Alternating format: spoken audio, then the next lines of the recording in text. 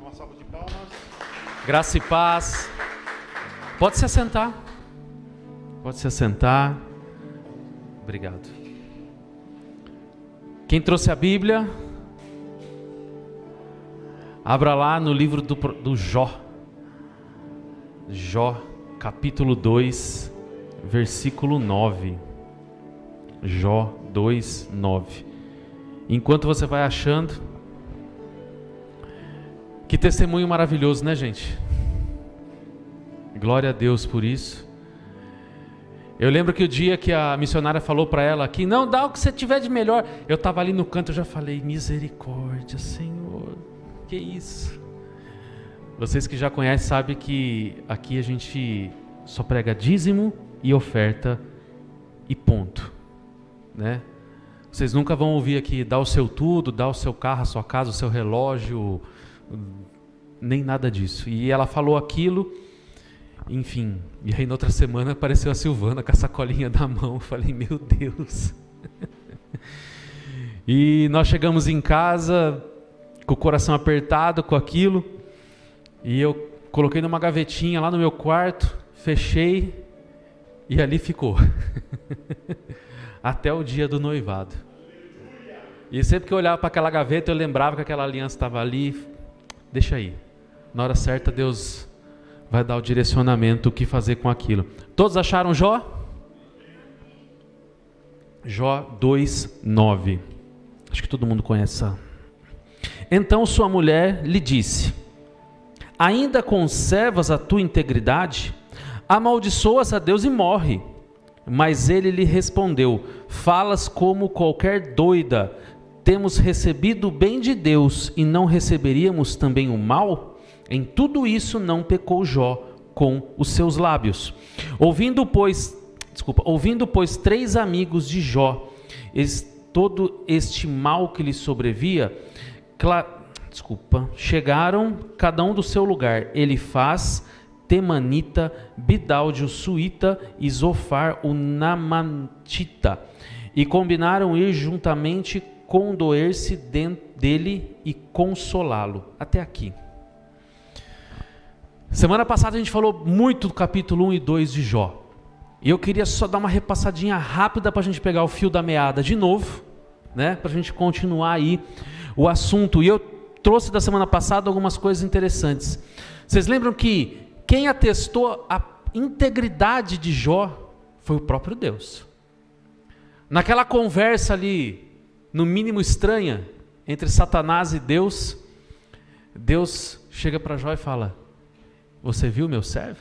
Deus chega para Satanás: você viu meu servo? Reto, íntegro. E então quem atestou essa integridade foi o próprio Deus. Falamos também que as pessoas tinham um conceito errado, e eu posso te mostrar isso em diversas passagens na Bíblia, que é um conceito errado que a gente carrega até hoje. É impressionante isso. Essa história deve fazer de 3.000 a quase 4.000 anos, e a gente carrega isso até hoje, que é a seguinte: quando a gente vê alguém abençoado, próspero, a gente acha que ele está assim com Deus. E quando a gente vê alguém na sarjeta, ruim, doente, a gente olha e fala: que pecado será que você aí cometeu? A gente pensa ou não pensa assim? Vou te falar uma coisa: Deus repreendeu os três amigos de Jó aqui. Jesus repreendeu os discípulos por causa disso. Senhor, quem pecou, os pais ou ele, para que ele seja cego? E Jesus responde: nenhum nem outro. Isso é para a glória de Deus. Ou seja, na época de Jó eles pensavam assim, Deus já deu uma pancada neles. Na época de Jesus eles continuavam pensando assim, Jesus deu uma pancada neles. E ainda hoje a gente ainda pensa assim. Não espera a pancada do Senhor não, muda de opinião antes. Você vê que o primeiro lugar que Satanás pegou em Jó foi família e finanças. E nisso a gente traz uma sabedoria para a gente. Muitas vezes a nossa vida financeira está assim de ponta cabeça. Às vezes a nossa família parece que cada um voa para um lado, um negócio esquisito. É um caso a se pensar. Será que não é Deus querendo falar algo para a gente? Querendo mostrar algo para a gente? Uma sabedoria para que a gente possa pensar. E aí no final, Jó continua íntegro, mesmo sem dinheiro, mesmo sem família. Aí tem o segundo diálogo entre Satanás e Deus. Satanás é tão cara de pau que além de ele vai lá a segunda vez. E falou, e ali ele desafia Deus. Ele ainda tem saúde, por isso que ele te abençoa. E Deus falou, então toca na saúde dele, só não tira a vida. E Jó em determinada passagem fala assim, o único lugar do meu corpo que não está doente são as gengivas, porque o resto já era. Você consegue se imaginar? Eu não consigo imaginar uma situação dessa. Às vezes a gente vê alguém com problema de estômago, alguém com problema de coração, alguém com problema de pele, alguém com problema nos olhos, qualquer outro lugar que você pode imaginar. Mas alguém da cabeça à planta dos pés doente, eu não conheço ninguém. Mas era a situação de Jó. E nós começamos a falar também sobre essa conversa entre Satanás e Deus. Onde na verdade Satanás vinha ali como acusador. O nome Satanás significa acusador. Ele vem ali na presença de Deus, penetra, lembra que eu expliquei que ele era um penetra? Né, que vieram os filhos de Deus e também Satanás, ou seja, o penetra que não era para estar ali, mas estava. E ele vem acusar Deus. Ele vem botar o dedo na cara de Deus e dizer assim, ele só te abençoa, ele só está contigo porque o Senhor abençoa ele. Cara de pau, né? E aí eu fiquei brincando, lembra? Se eu fosse Deus, falar assim, ó, some Satanás. Só um sopro de Deus, sai daqui, ninguém te chamou. Mas por que Deus não fez isso? Por que Deus não fez isso? Lembra que eu expliquei? Moralmente Satanás não deveria estar lá, mas juridicamente ele tinha direito de estar lá. Porque quando Adão pecou, o domínio da criação da terra veio para Satanás. Então ele veio ali representando este mundo. Por isso que vieram todos e também ele, o penetra, o imoral, chegou ali. E ele vem desafiando, e lembra que no texto diz assim, Deus perguntou, de onde você vem? Eu venho de passear, de rodear pela terra. E quando a gente fala em passear, o que a gente já pensa? Vou dar uma volta, vou dar um passeio no lugar gostoso, lugar bonito, sei lá, vou no shopping, vou na Lagoa do Taquaral, vou dar uma volta por aí, uma caminhada. Quando na verdade não é isso que o texto está querendo dizer.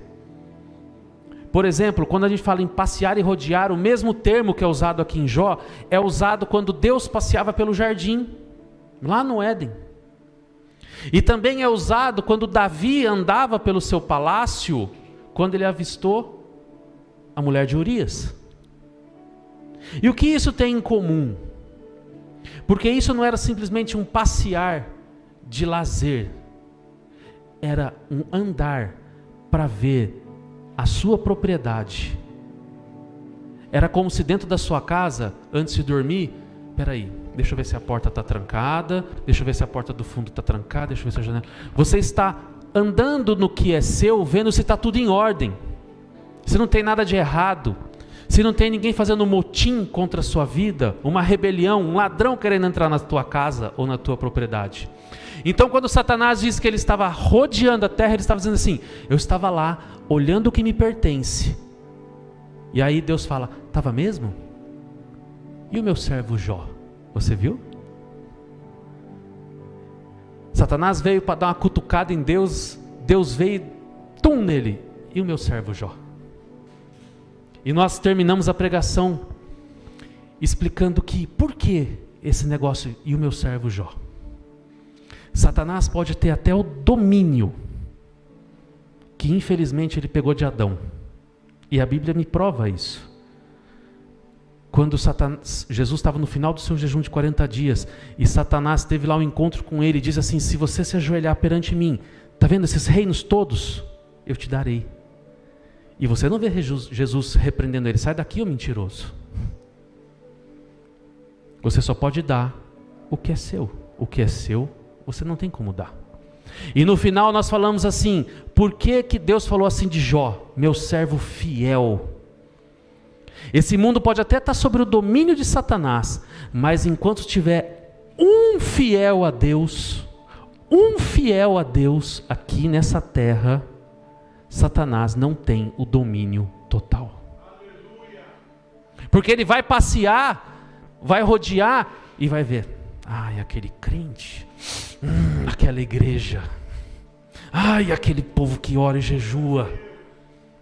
Quando ele olha para você, quando ele olha para nós, quando ele olha para as pessoas tementes a Deus, ele sente ódio, porque enquanto nós estivermos aqui, ele não tem como dominar 100% desse mundo.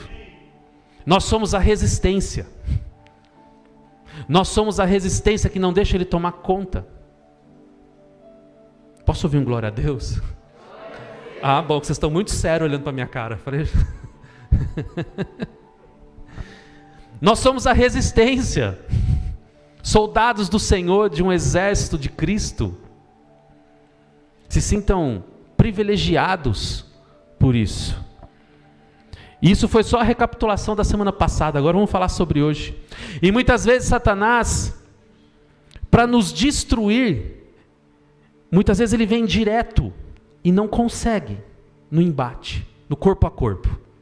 E quando ele não consegue fazer isso, ele começa a armar estratégias de vir de outras maneiras para nos atacar. Eu ouvi um negócio esses dias fantástico, que falava sobre lideranças da igreja. E dizia assim: quando você se torna um líder dentro da igreja, Satanás tenta vir direto em você. Se ele não conseguir te derrubar direto, sabe o que ele faz? Ele te coloca lá em cima para você cair sozinho. E essa mensagem que eu vi mexeu muito comigo. Porque ele coloca lá em cima para que o ego das pessoas se inflame de uma tal maneira que ela tropece sozinha e caia, sem ele ter que fazer nada. Então ele vai criando muitas vezes situações e vai usando pessoas para trazer decepção, culpa, palavras ruins. Inclusive, quando a gente trata de Jó, nós estamos tratando sobre um tema extremamente difícil de falar, que é justiça. Sabe aquela coisa? Por que coisas ruins acontecem com pessoas boas? E por que parece que nada de ruim acontece com pessoas ruins? Quem já se fez essa pergunta? Todo mundo. Pessoa tão boa, ficou doente e morreu. E aquele que rouba todo mundo, não acontece nada, parece que vive eternamente. Não é assim que a gente pensa? Então a gente se depara com uma luta do bem e do mal, do justo e do injusto, quando a gente trata sobre Jó. Porque se Deus falou que Jó era íntegro, o que ele fez então para merecer estar desse jeito? Vou te responder: nada. Mas isso é justo? Não. E eu tenho uma notícia triste para dar. Tenho boas, tá? Mas essa específica é triste. Enquanto estivermos nesse mundo, enquanto o mal existir nesse mundo, haverá injustiças. A injustiça só vai acabar depois da volta de Cristo nesse mundo. Ou se a gente morrer agora e for para o céu. Mas enquanto estivermos vivos aqui, o mal vai estar aqui. E enquanto o mal estiver aqui, injustiças vão acontecer.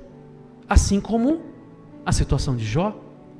E muitas vezes nós caímos no erro de ver pessoas passando por dificuldades financeiras, na saúde e em diversas áreas, e apontamos o nosso dedo e falamos assim: pecador, você errou. Pode ser que ele tenha errado mesmo, pode ser que seja pecado, isso é uma análise de cada um.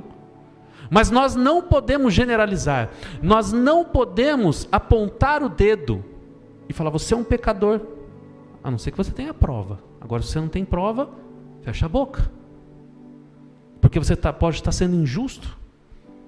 Assim como as pessoas que nós vamos falar hoje, que é a esposa de Jó e os 3 amigos. É uma história complicada quando a gente fala desses 4 personagens. Pensa só, você perdeu todo o seu dinheiro, o seu emprego ou a sua empresa, você perdeu a sua saúde, você perdeu a sua saúde a ponto de você falar assim: eu só estou esperando a hora que eu vou fechar os olhos, só estou esperando a hora da morte.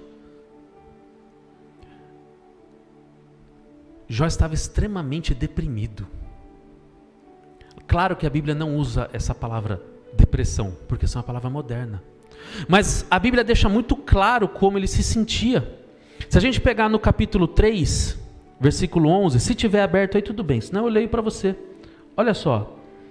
Por que não morri eu na madre? Por que não expirei ao sair dela? Olha o que eu já estava falando assim. Por que eu não morri no momento que eu nasci? Por que no momento que eu nasci, eu chorei? Não devia ter chorado, devia ter apagado. Maldita a hora que eu nasci. Falando português bem claro. É isso que Jó estava falando. Isso é uma característica de alguém de depressão ou alguém alegre? É uma característica de alguém em extrema depressão, extrema tristeza. Uma pessoa que está tão triste que só está esperando a hora da morte, porque a expectativa dela é 0. Essa era a situação de Jó. E imagine Jó então, sem dinheiro, sem filho, sem animais, sem nada, doente, depressivo, triste. Aí vem a esposa dele: amaldiçoa Deus logo, para ver se ele te mata e acaba esse sofrimento seu. Isso não é uma mulher, isso é um enviado de Satanás. Brincadeira. Não é brincadeira mesmo, é sério. Presta atenção. A gente pode interpretar desse jeito? Pode. Estamos errados? Não. Mas eu vou te trazer uma outra perspectiva. Se ele era rico, ela também era. Se ela usufruía dos bens e de uma vida de luxo, ela também. Ou seja, se ele era o mais rico, ela era praticamente a rainha. A melhor casa, as melhores roupas, os empregados que ela queria, tudo que ela queria, ela tinha. Uma vida de rainha. E de repente, do mesmo jeito que ele sofreu quando o dinheiro acabou, ela também sofreu. Do mesmo jeito que ele sofreu quando os filhos todos morreram, ela também sofreu. E você imagine uma esposa que ama o marido. Nossa, mas ela mandou ele morrer. Calma, pensa assim, numa esposa que ama o marido, vê o marido numa cama para morrer. Eu vou falar uma frase aqui, eu tenho certeza que quase todo mundo já pensou isso. Quando alguém muito doente, muito debilitado, está numa cama e morre, quem nunca pensou assim? Não morreu, descansou. Acabou o sofrimento. Vocês já pensaram que essa mulher podia até ter sido grossa com ele? Amaldiçoe esse Deus logo para ver se ele te mata. Mas você já pensou que podia ser uma esposa que não aguentava mais ver um marido naquela situação? Peguei vocês. Tenho certeza que vocês nunca pensaram nessa possibilidade. Pode ser. Então a gente tem que tomar cuidado ao ler o texto e tirar ideias precipitadas. Pode ter sido sim uma mulher que amava o seu marido e naquele momento foi usada pelo capeta para falar o que não devia. Mas podia ser uma mulher sim, amando o seu marido e não aguentando mais ele ver aquilo. Eu ouvi até o autor falando, todo mundo entende como lepra, mas não necessariamente a Bíblia fala que é lepra.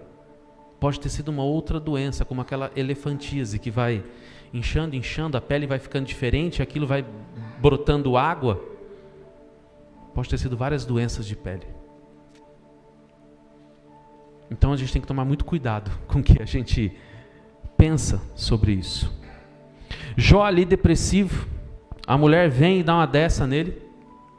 Você imagina o que aconteceu com a depressão dele? Fundou mais ainda. Se ele já estava no fundo do poço, ele achou a portinha, abriu e desceu mais um pouquinho. Você imagina a luta dele, você coloca no lugar dele. Por muito menos a gente se pergunta assim: Senhor, por quê?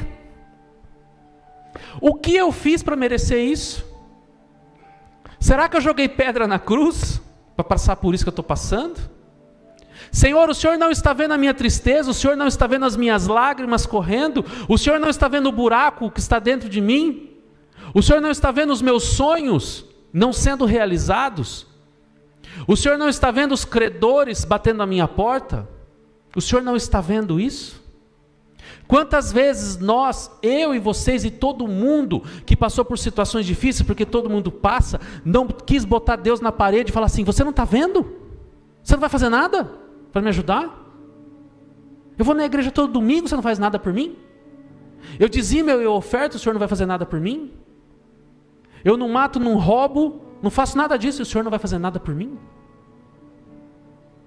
Quem nunca colocou Deus na parede, nem um pouquinho, nesse sentido? E você acha que Jó não estava pensando em todas essas coisas?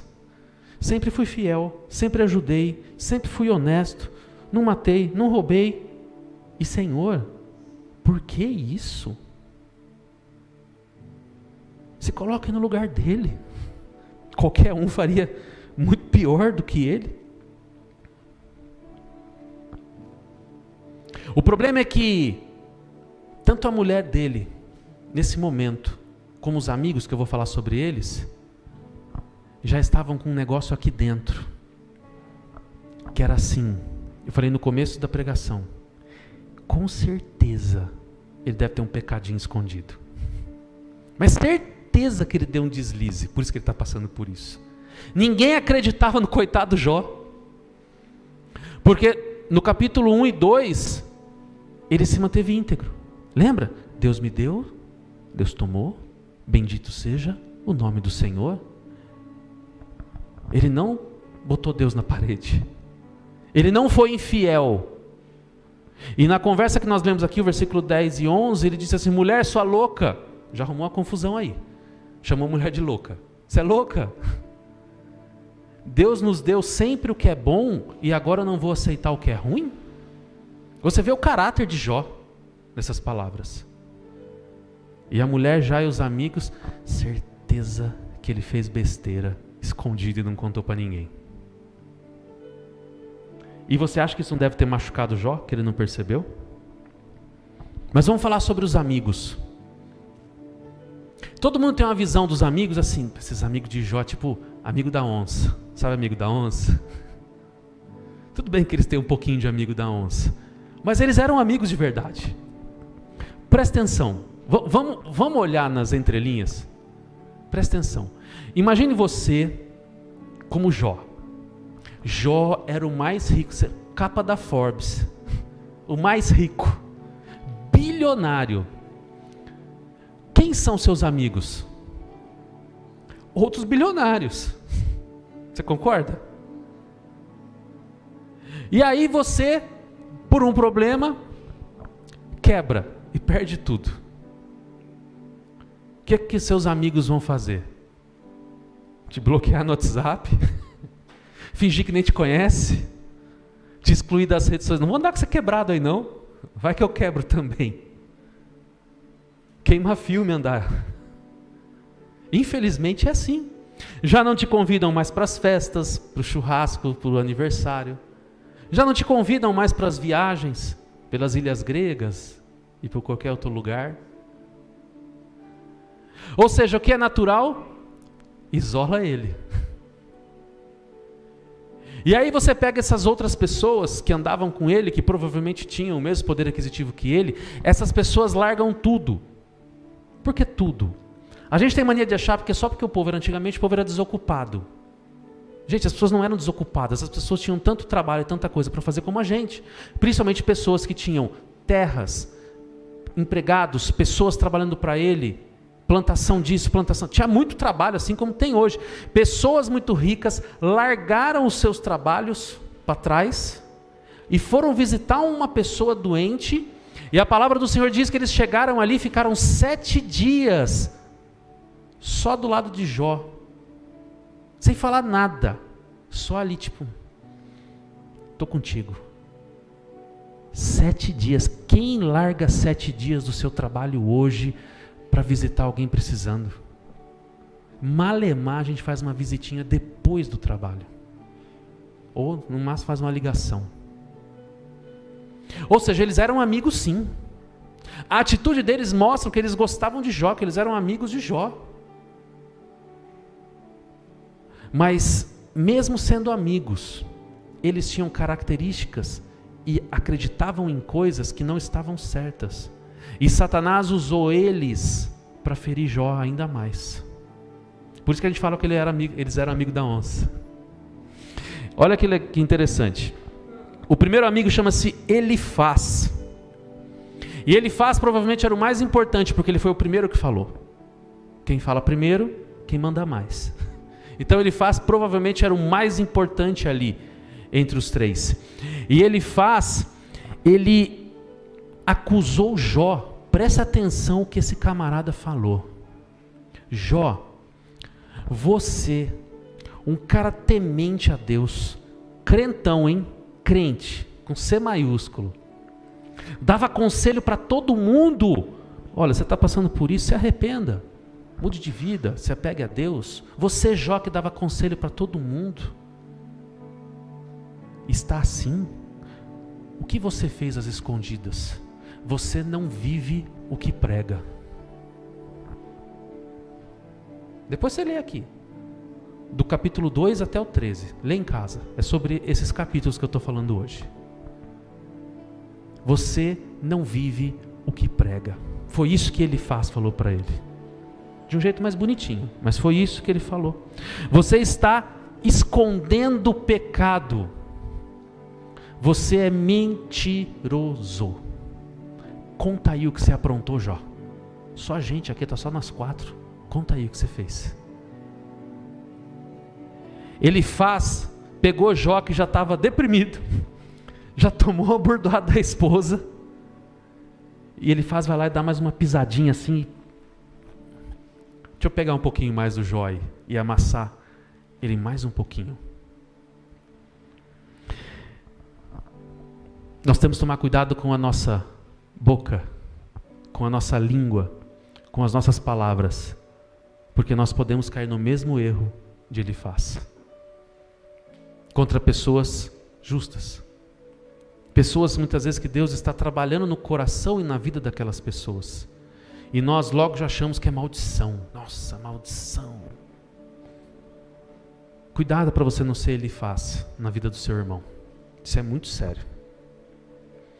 O segundo chama-se Bildade. Todos eles tinham características de crente, gente, é muito, muito interessante isso. Bildade era aquele cara religioso, o crentão. Sabe o que é crentão? Santarrão, eu sou santo. Mas mais superficial do que uma poça d'água aí da chuva, aí fora na rua.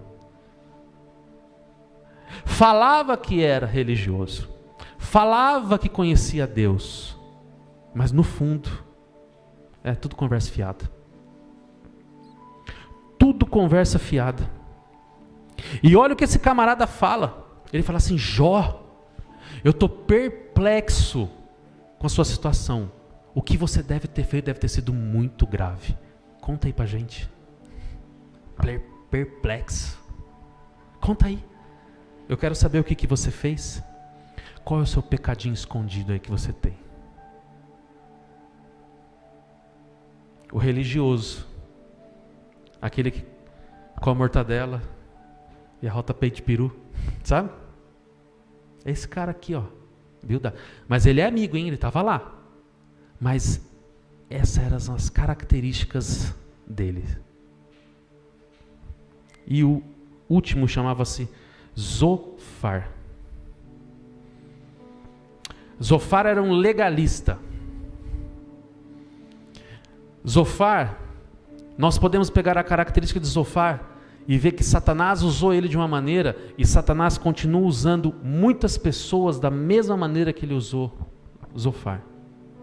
E eu não estou falando de pessoas lá fora, eu falo de pessoas dentro da igreja. Não estou falando daqui, estou falando de maneira geral.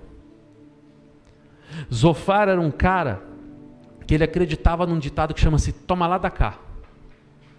Sabe toma lá da cá? É assim: se você realmente tivesse sido fiel com Deus, você não estaria passando por isso. Se você tivesse realmente ofertado a Deus o que é de Deus, você não estaria passando por isso.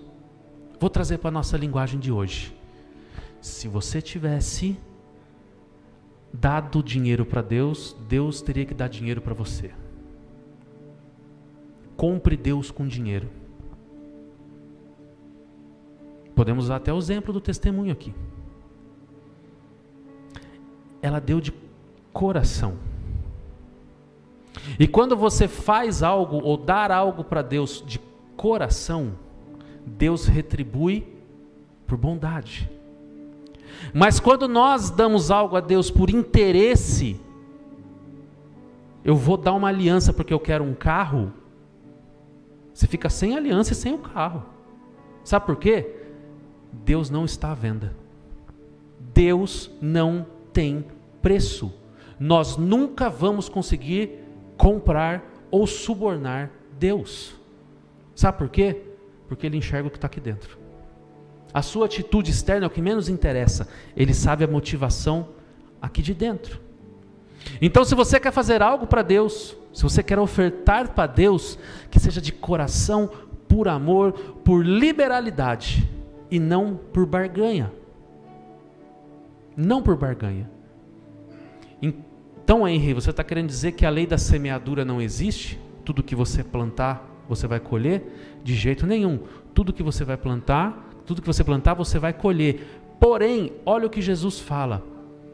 Está vendo as aves dos céus? Elas não ajuntam comida em celeiro, e o Pai as alimenta. E o Pai as alimenta. Se Deus quiser te dar, te alimentar, Ele dá. Se Ele vê em você um coração bom, Ele dá. Ele dá e acabou. Deus viu em Jó um coração puro. Um coração humano. Um coração humano. Porque com certeza ele estava se perguntando por quê. Estava triste, estava depressivo. Em alguns momentos do livro aqui de Jó, ele vai começar a questionar Deus. A gente vai falar disso outro dia. Ele vai começar a questionar. Mas no final, o coração dele é tão fiel a Deus. Todo mundo conhece o final da história. Não estou aqui contando o filme que ninguém viu, certo? Todo mundo conhece o final da história. Ele foi abençoado mais do que ele era no começo. Porque ele resistiu tudo aquilo firme no Senhor. Ele não retrocedeu nem um passo para trás. Deus me deu, Deus tomou, bendito seja o nome do Senhor. Deus sempre nos deu o bem, nós não vamos também passar o mal? Sua mulher doida. Esse é o caráter de Jó. E esse é o caráter que Jesus procura nas nossas vidas. Será que Ele tem achado nas nossas vidas esse tipo de caráter? Esse tipo de pessoa íntegra? Nós temos que pegar essa história e aplicar na nossa vida, nas nossas dificuldades, no nosso dia a dia. Pastor, estou passando por uma prova que o senhor não imagina. Não, eu não imagino mesmo, mas eu tenho algo a te dizer. Não recue um passo sequer na presença de Deus. Se Deus te colocou aqui, você vai voltar para trás para quê? Você vai olhar para os lados para quê? Continue firme, olhando para o alvo. E se for para andar para algum lugar, é para frente, para o alvo que é Jesus. Porque o inimigo vai mandar pessoas, assim como esses 3 amigos, assim como a mulher de Jó, para falar para você, você está errado. O que você fez para merecer isso? Deus não te ama. Você está totalmente errado na sua vida. querendo te levar para outros caminhos que não são os caminhos do Senhor. Mas seja como Jó, firme nas suas convicções, firme na presença de Deus, sempre andando para o alvo. É isso que a história de Jó nos mostra. É interessante que Jó, como ser humano que era, ele começa depois a se justificar para os amigos. Mas vocês, hein? Quem tem amigos como vocês, mas de inimigo não. Porque ele ficou bravo, gente. Claro que ele ficou. Viu, eu estou aqui, capenga, morrendo, e vocês estão falando que eu estou errado? Não fiz nada de errado. E Jó também, ó, neles. Pau neles. Às vezes, para você conquistar a paz, você precisa dar umas pancadas nas pessoas. Quem conhece a história de Salomão? Bem, mais para frente eu vou pregar sobre Salomão, igual eu estou falando sobre Jó. Salomão foi um governo de paz, muita paz. Mas sabe o que ele fez quando ele tomou o poder? Matou um monte de gente, inclusive o irmão. Sabe o que aconteceu depois de tudo que ele matou esse povo aí? Paz. Não estou mandando ninguém matar inimigo não, tá? Pelo amor de Deus, entenda o conceito do que eu estou querendo dizer. Muitas vezes, para você alcançar a paz, é necessário confronto. Porque se você não confronta os seus problemas, eles vão ficar sempre te atormentando. Sempre.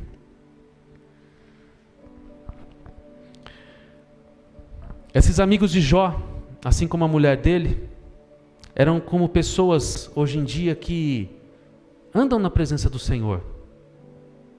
Se veste como crente, fala como crente, canta como crente, mas de crente não tem nada.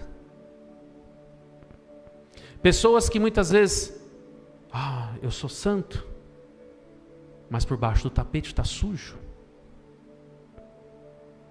Essas características dos amigos de Jó nós encontramos hoje na nossa sociedade, dentro da nossa, não aqui, mas dentro do povo de Deus de uma maneira geral. E isso não é novidade para ninguém. O próprio Jesus falou que ia ter bodes e ovelhas. O próprio Jesus falou que na hora que ele voltasse, as 5 prudentes iam conquistar e as 5 nécias não. Jesus falou que ia ter joio no meio do trigo. Estou falando de uma besteira, o próprio Jesus falou isso. São essas pessoas que invertem os valores, que dão mais valor a ter do que ser. Porque o que você tem não interessa para Deus, o que interessa para Deus é quem você é. E se Deus quiser te abençoar, glória a Deus, Ele abençoa, e Ele gosta de abençoar, e glória a Deus por isso. Mas não é isso que compra Deus, é isso aqui. Hoje nós vivemos um grande problema, chamado teologia da prosperidade. Desculpe a palavra, mas isso é um câncer dentro da igreja. Onde tudo é dinheiro, dinheiro, dinheiro, dinheiro, dinheiro, dinheiro, dinheiro. Nós vamos em cultos por aí, que na hora da oferta o povo fica 40 minutos falando de oferta. Eu quero morrer quando eu vejo isso. Tanta raiva que eu fico. Desculpe falar isso. O pastor tem raiva? Às vezes eu tenho sim, sou ser humano. 40 minutos falando de oferta. Eu falo, misericórdia. Eu só não vou levantar e vou embora porque eu tenho educação. Minha vontade é essa. E depois na palavra, quantos minutos? 20. Fala mais de dinheiro do que de Jesus. Esses eram os amigos de Jó. Talvez você identificou alguns amigos de Jó dentro da sua vida? Ou pior, será que você se identificou como um amigo de Jó na vida de alguém? Conta para ninguém não, abafa o caso. Mas mude. Ninguém tem nada a ver aqui com a sua vida. Mas se hoje vocês saírem daqui com essa certeza de que Jesus está procurando em nossas vidas, não no atacado, mas no individual, cada um, Deus está procurando características como a de Jó. E se você não achou nenhuma delas dentro de você, Não se desespere. Peça a Deus, porque Ele vai dar. Peça a Deus: Senhor, aumenta a minha fé. Senhor, aumenta a minha sabedoria. Senhor, me ajude a amar mais as pessoas. São todos pedidos legais perante Deus, que eu tenho certeza que Ele se alegra em pedir. Por favor, não fica pedindo carro, casa, apartamento. Não! Peçam coisas boas: amor, família, compaixão, sinceridade, fé. Porque essas coisas Deus se agrada em dar para todos que pedem. Porque são coisas que, quando trabalhadas na nossa vida, trabalham a favor do reino de Deus. Quando nós lemos lá a oração do Pai Nosso, né? Venha a nós o teu reino e seja feita a tua vontade. Quando nós deixamos a vontade de Deus transbordar sobre a nossa vida, o reino de Deus está andando, gente. Está ampliando, está indo. Quando você trava, o reino de Deus na sua vida trava. E nós fomos chamados para ser cidadãos do reino de Deus. Nós fomos chamados para andar dentro das leis do reino de Deus. Nós podemos estar até sobre um governo nessa terra do maligno, mas nós não vivemos pelo governo do maligno, nós vivemos pelo reino de Deus, pelas leis do reino de Deus. Somos guiados pelo rei, não pelo governador. Que você possa pedir para Deus um pouquinho mais de Jó dentro de você nessa noite, para que ainda hoje, ou mais tardar amanhã, você comece a fazer a diferença. Eu sei que o que eu estou pedindo aqui não é fácil, e não é mesmo. Se fosse para ser fácil, eu nem vinha aqui falar. Nem vinha, não precisaria. Eu sei que não é fácil, porque quando o dinheiro da conta aperta e os boletos continuam chegando, você chora, hein? Todo mundo chora. Todo mundo se desespera. Quando a doença chega, todo mundo se desespera. Quando as dificuldades chegam, todo mundo se desespera. Então eu sei que o que eu estou pedindo aqui não é fácil, mas eu digo: tente, faça, continue andando. Ontem eu estava ali fora, no estacionamento, mas estava só de olho no que estava sendo falado aqui dentro. A pastora Fabiana diz assim: faça como Cristóvão Colombo. Pode vir, você está em alto mar, pode vir a tempestade, pode vir o tsunami, o maremoto, pode vir a fome. Continue navegando. Não pare no meio do caminho, porque se você parar no meio do caminho, você vai morrer de fome. Continue andando. Continue andando. Você pode falar assim comigo: eu vou continuar andando? Continue. Não importa o que você está passando. Não importa. Se você precisar de ajuda, peça ajuda.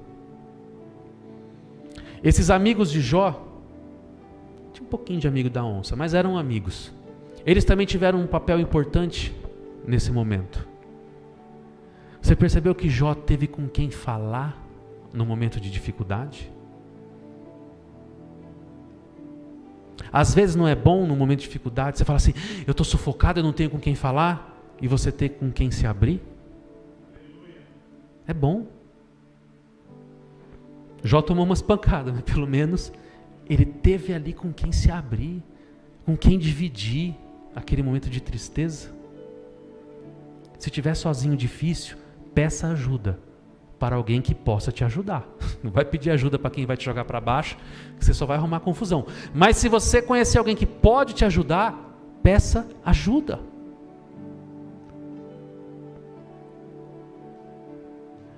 No último culto, teve uma frase, a penúltima frase que eu falei, que era assim: todas as coisas ruins, problemas que você vai passar nessa vida, são temporárias.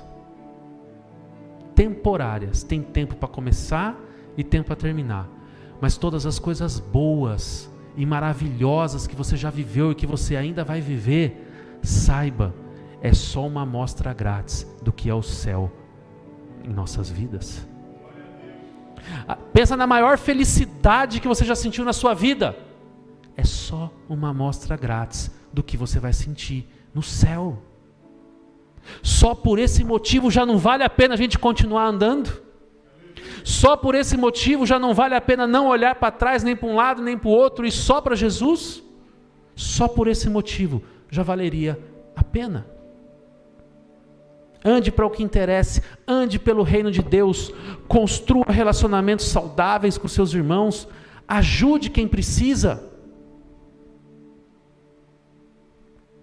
Eu já vi muito crente falar assim: eu não vou ajudar o irmão porque ele está na prova, e se eu ajudar, eu vou pegar a prova para mim. Queria vergonha nessa cara. Não estou mandando você enfiar o cara na prova dentro da sua casa. Não é isso. Mas deixa eu te falar uma coisa. Todo mundo precisa comer. Todo mundo precisa ter uma conta de água paga, de luz em casa para tomar um banho quente. Tem que ter uma despensa lá, um saco de arroz, alguma coisa para comer. Certo? Deus não vai te amaldiçoar porque você ajudou alguém que está com fome, não. Pode ser um bandido, pode ser um assassino, pode ser o pior. Você não vai pegar a prova dele porque você deu um prato de comida para ele, não. Fica tranquilo. Isso é baboseira. Pelo contrário. Se fosse assim, Jesus não tinha ajudado ninguém. Você acha que Jesus olhou assim: Zaqueu, você é publicano, não vou ajudar não. Vai que o problema dele cai em mim. E tantos outros. Discípulo Simão Zelote: não vou ajudar um zelote não, zelotes são assassinos. Você acha que eu vou ajudar um assassino? Trazer um assassino para andar comigo? E tantos outros. Leproso, gente, na época de Jesus, quando uma pessoa tinha lepra, ela era arrancada de toda a sociedade e lançada para fora da cidade, para morar no meio do mato, nas cavernas lá, isolada, porque ela não podia chegar perto de ninguém. As pessoas entendiam que aquilo era uma maldição de Deus para a vida dela. Quando Jesus passava por um leproso, o que ele fazia? Curava. Ele não queria saber como é que foi, o que não foi, se é leproso. Vem cá, meu filho, vem cá. Seus pecados estão perdoados, vai, não peque mais. O nome disso é graça. Graça. Ajude quem você puder. Da maneira que você puder. Só não deixe de ajudar. Porque isso é o Evangelho do nosso Senhor Jesus Cristo. Se você não sabe, leia lá a carta de Tiago, que você vai entender. Que aqui eu não tenho tempo de falar, porque o tempo já voou. Se levante que eu quero orar por vocês.